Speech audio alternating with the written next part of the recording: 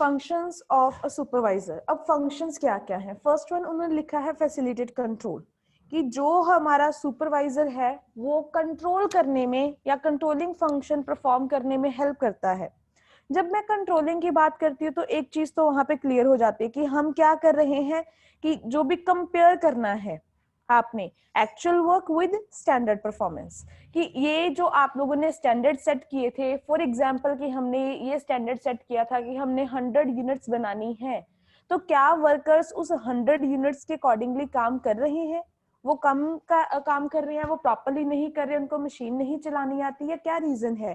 कहते ये चीज जो है वहां पे हम लोग चेक करेंगे।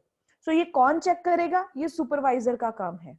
ठीक है, सुपरवाइजर ये देखेगा, वो कंपेयर करेगा कि कोई फ्लॉज तो नहीं है, कोई प्रॉब्लम तो नहीं आ रही उनको वर्क इन प्रोग्रेस में। अगर कोई भी है तो उसको क्या करेगा? रेक्टिफाई करेगा, उसको करेक्ट करेगा। नेक्स्ट उसके बाद जो हमारे पास यहाँ पे नेक्स्ट रीजन आता है, फंक्शन आता है, वो है हमारा optimum utilisation of resources. Optimum utilisation of resources क्या होता है कि जितने भी रिसोर्सेज हैं, अब जब मैं बात करती हूँ जितने भी रिसोर्सेज हैं, तो नॉर्मल सी बात है कि वो रिसोर्सेज कौन से हैं हमारे? Man material machine. ठीक है, मैन मटेरियल मशीन की हम लोग बात कर रहे हैं कि जो भी इंप्लॉइज हैं क्या वो अंडर यूटिलाइज तो नहीं है, या फिर वो ओवरबर्डन तो नहीं है, जैसे मैंने कल रोल में बताया था। कहते अगर ऐसा केस है तो आपको प्रॉपरली देखना पड़ेगा कि उनको मतलब कितने इंप्लॉइज चाहिए, उनको ज्यादा काम भी नहीं देना, उनको कम काम भी नहीं देना। सो नेक्स्ट है मटेरियल, आपका मटेरियल वेस्ट नहीं होना चाहिए। नेक्स्ट है machinery.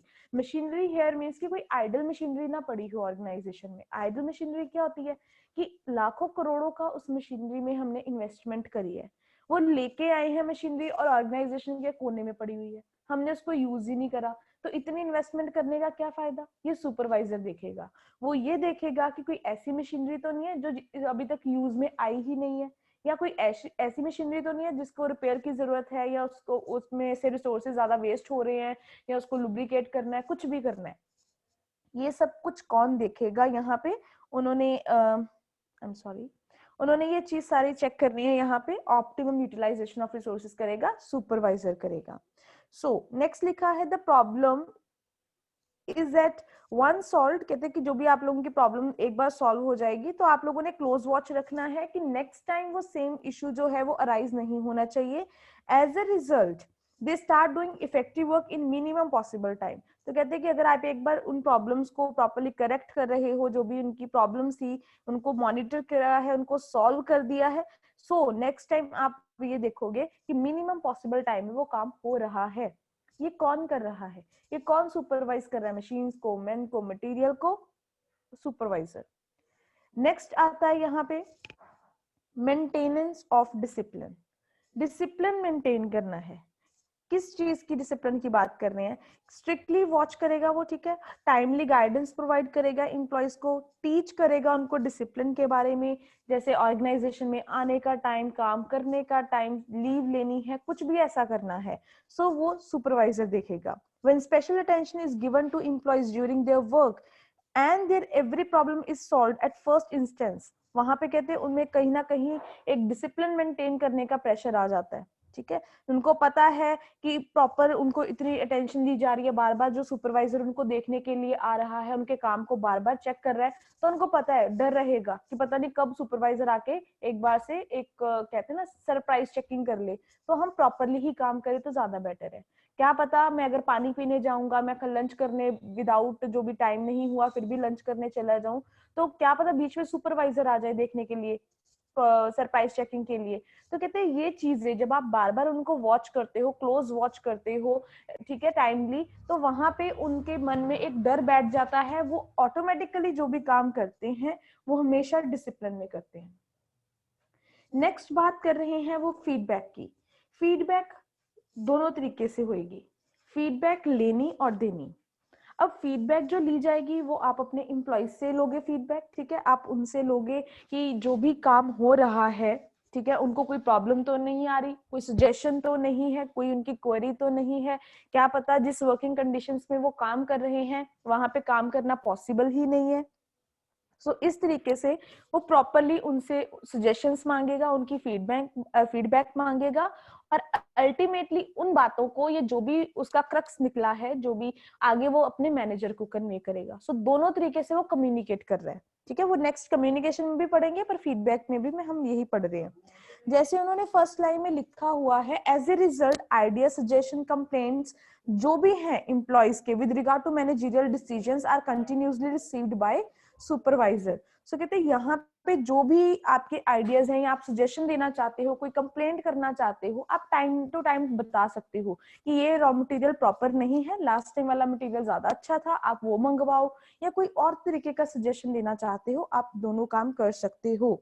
So this facilitates the process of receiving feedback and helps to take better managerial decision, so that next time अगर आप डिसीजंस लो तो आप अच्छे डिसीजंस ले सकते हो। एंड 6th पॉइंट आप लोगों का आता है, इम्प्रूव्स मोटिवेशन।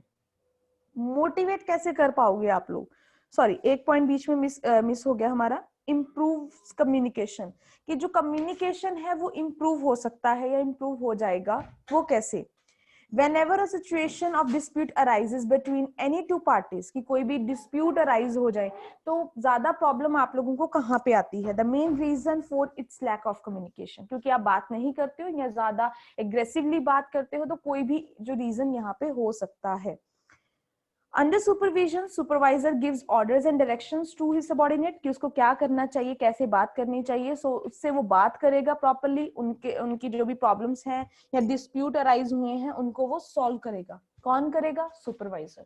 सो यहाँ पे वो जो बात कर रहे हैं कम्युनिकेशन की, क्योंकि कम्युनिकेट नहीं करा तो प्रॉब्लम अराइज हुई है, तो अब पहले कहते हैं उनके डिस्प्यूट्स को सॉल्व किया जाएगा। कैसे किया जाएगा, उनसे कम्युनिकेट करने में।